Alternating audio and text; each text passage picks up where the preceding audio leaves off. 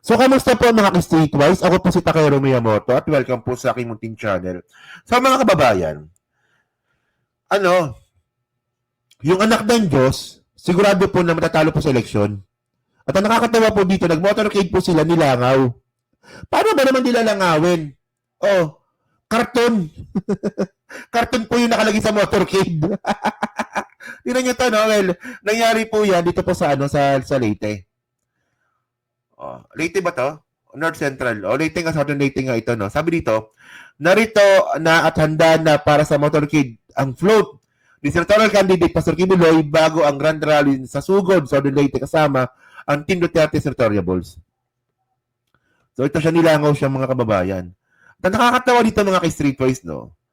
Yung mismong sasakyan na ginamit nga po ni Kibuloy.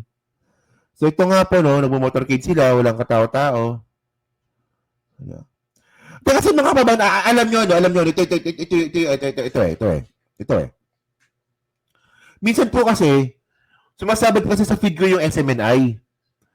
Di ba? Nakikita ko talaga sila J. Guevara, sila Coach Oli, sila Dada, sila Banat Bay. Pinopromote po nila yung rapist. Si Kibuloy. O mga kababayan, pag nanalo po si Pastor Kibuloy sa pagiging senador, gagawin niya po ang lahat para po tulungan ang ating mga Pilipino. Magandang sila. Alam niyo mga kababayan, bobo lang po talaga at bayaran. Dalawa lang yan eh. Kung hindi ka bobo, binayaran ka. Para suportahan ang isang rapist. Para po manalo sa Senado. O, alin kayo doon? Dalawa lang yun. Kung hindi kayo binayaran, bobo talaga kayo. Di ba? Isipin niyo yan. Oh, matagal na pong may ganun si Kibuloy. Di ba? Bata. Pati bata. Di ba? Hindi ba kayo nangingilabot dyan? Wala ba kayong mga anak na babae? Wala ba kayong mga kapatid na babae? Wala ba kayong nanay? Wala ba kayong pinsan na babae? Na bata? Tapos ngayon, ang kapal ng mga mukha nitong mga banateros na to na ipopromote si Kibuloy para manalo bilang senador? O, alin kayo doon? Saan kayo doon? Tanga kayo, bobo kayo, o binayaran kayo? Eh, obvious naman na binayaran kayo eh. Sa SMNI kayo nagtatrabaho ngayon eh. Grabe, hindi pa ka nangingilabot doon? Oh. Visit na yan, no? O, tingnan nyo to, oh. So, ito yon. O, tapos, ito yung mga tangang suporta ni Kibuloy. Oh, sorry, pero tanga talaga kayo. Tanga kayo. Oh. And by the way, nakakatawa dito ito. Iboto ang karton! Woo! Iboto ang karton! Wala yan. Nang motorcade karton. Wala yan.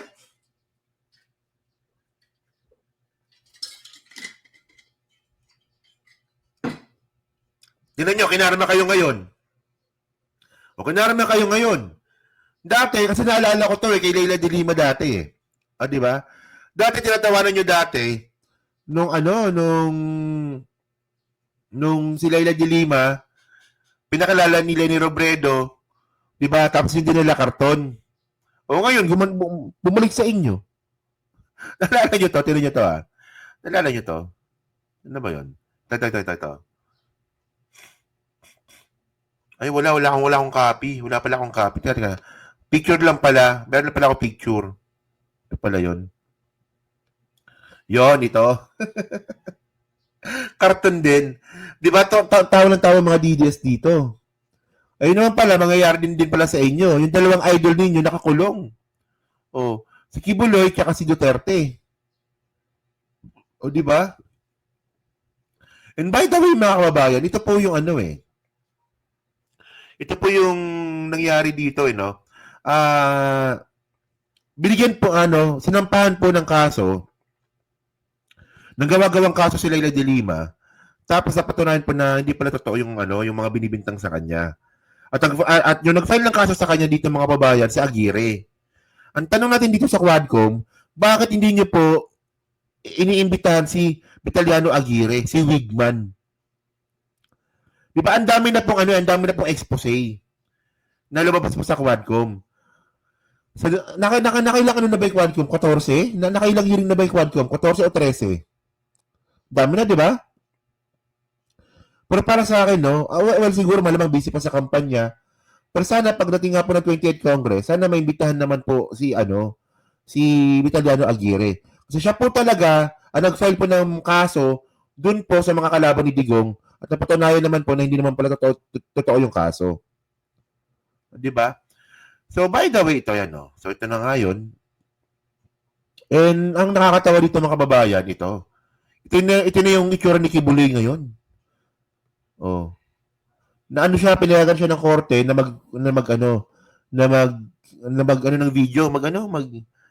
maglabas ng video para sa kanyang kampanya para ipakita yung kanyang plataforma. So, di ba?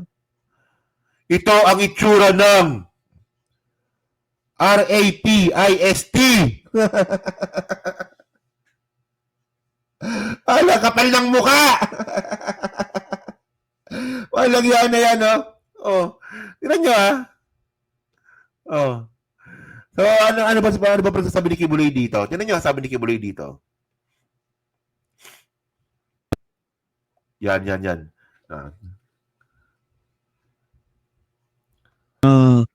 Baka hindi ako payagan sa face-to-face debate, pero sa kabutihang palad ako'y binigyan ng pagkakataon ng korte na makapag-video message sa inyong lahat. Ang una-una ko pong... Ayan na, so ito yung bagong ni Kiki Buloy, yung bagong niyang video. Kasi una, nasita siya doon.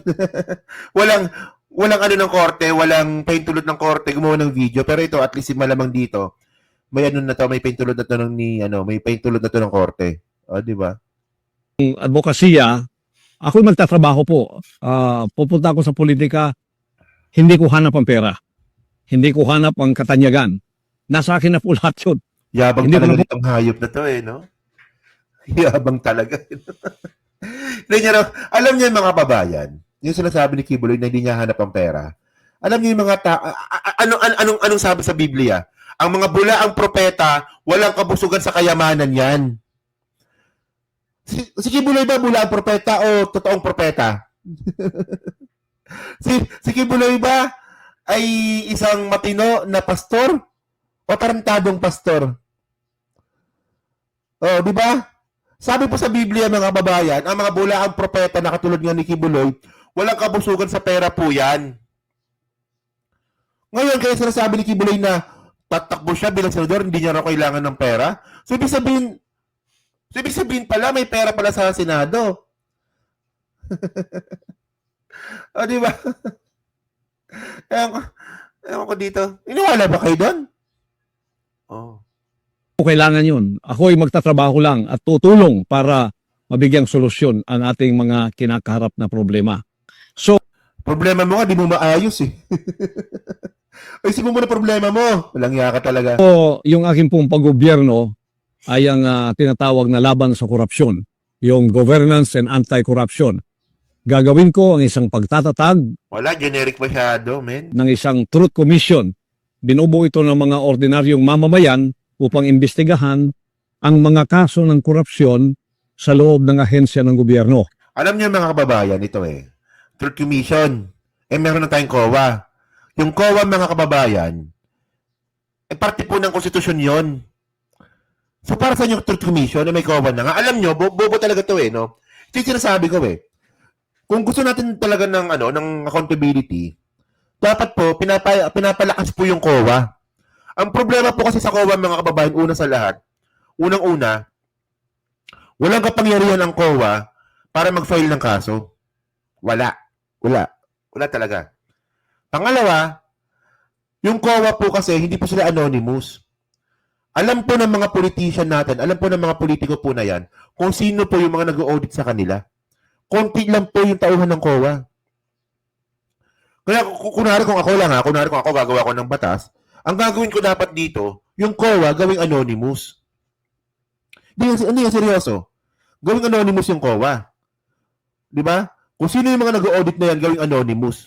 Tapos meron silang karapatan na mag-file ng kaso. Ganun lang, commission, puta, babayaran lang ng politiko yan eh. At dapat mga kababayan yung COA, tinataasan ng sweldo. Ganun dapat, gagawa ka pa ng commission, tapos yung commission, appointee rin? Wala rin. Buo pa na dito eh. Oh. So suportahan ang pananaw na ito ng isang advokasya pa rin na may parusang kamatayan o death penalty sa mga corrupt na politiko na napatunayang may sala sa malawakang pagkubkub o sa pagwawaldas o pandarambong ng pera. Oh, dito agree ako dito kay Kibuloy. Dapat talaga yung pagnanakaw, yung plunder, dapat death penalty. Pero sana Kibuloy, sinama mo na pati rape. Dapat pati rin po yung mga ginawa mo na krimen tulad ng ginawa ni Kibuloy, na ginawa niya sa mga bata, dapat din po yun, may death penalty din po yun. Wala yan, ha? Oh, dapat gumawa ka ng batas na ang mga katulad ko na pastor na nagmumolestya ng bata, dapat may death penalty rin. Dapat ganun. Kasama ka dapat. Walang yakan, tagal-tagal mo nagpakasasa dyan. Tapos kakuntsaba mo pa si Digong, walang yaka yung dalawa kayo talaga. Tapos parang wala lang. Sabi ko nga sa inyo mga kababayan, di ba? Sabi ko nga sa inyo, yung mga nagpo-promote kay Kibuloy ng mga banateros, dalawa lang po yan. Kung hindi binayaran, bobo po talaga sila. Ina nyo naman. Pupoto nyo ba to? Oh. Oh. Hindi. Bakit nandiyan si Kibuloy? Hindi kasi ano ganito. Si Kibuloy po kasi tatakbo senador. So, pinapayagan po talaga ng korte na maglabas po ng video kapag tatakbo ko bilang senador. Pero dapat, ang pakita mo lang dapat, yung plataforma mo. Naalala ko kasi si si FLM. si Norman Mangusil, si Francis Leo Marcos, nung nakakulong siya noon, naglabas din siya ng video na katulad nito. May video rin po si Norman Mangusil na katulad po ng ganito. Kaya expected na rin po talaga na si Kibuloy maglalabas din po ng video na ganito. Kaya yon. O sige. Ng mga Pilipino. Yan po ay advokasya rin ng isa kong kasama. Si Kibuloy pala, no? Ano pala, no? Taga-norte pala to, no? Kasi pa-north eh. Pa-north na rin eh. Ang kayo mga banateros kayo, no? Ano gagawa sa buhay ninyo? Magkano ba tinapal sa inyo ni Kibuloy kung meron man? Magkano ba tinapal sa pagmumukha ninyong pera ni Kibuloy? Sa PDP laban, si Atty. Vic Rodriguez. Pareho po kami riyan. O, pareho kayong pa-north.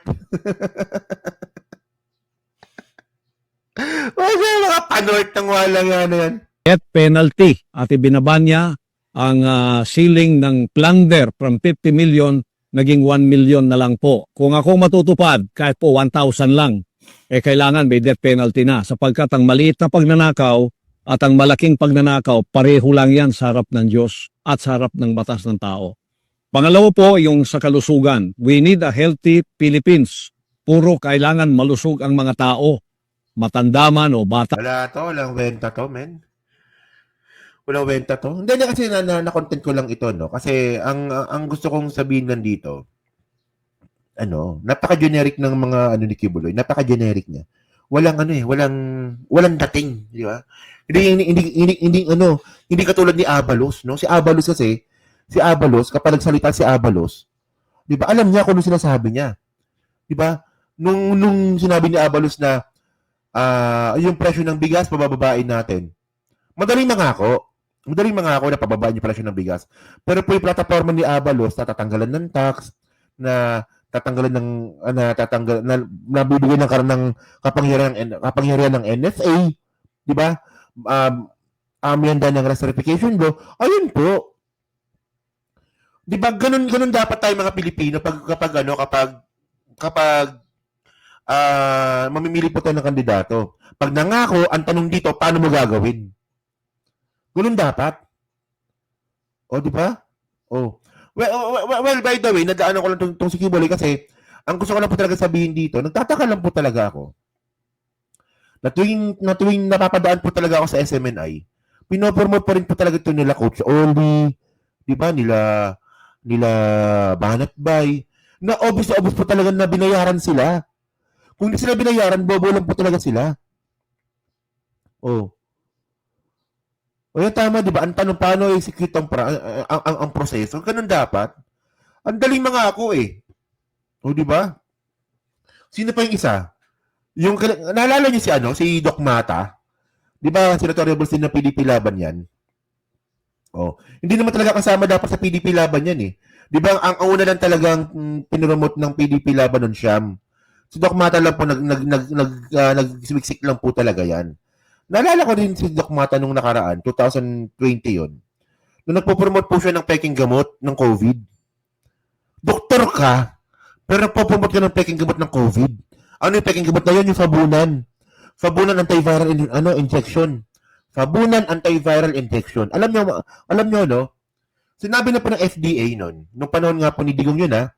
Sabi ng FDA nun dati, na yung Fabunan antiviral po na yan, anti-inflammatory lang yan. Hindi siya anti-COVID. Pero ito naman si Doc Mata naman. Hindi ko alam kung magkano ba kinita niya dito, kung binigyan mo siya ng pera ni Mario Marcos, di ba? Pinapromote niya pa rin po yung Fabunan antiviral. Nagkakalat po siya ng fake news. Kasi sinabi na po ng FDA na hindi siya gamot sa COVID. Di ba? Kaya yun.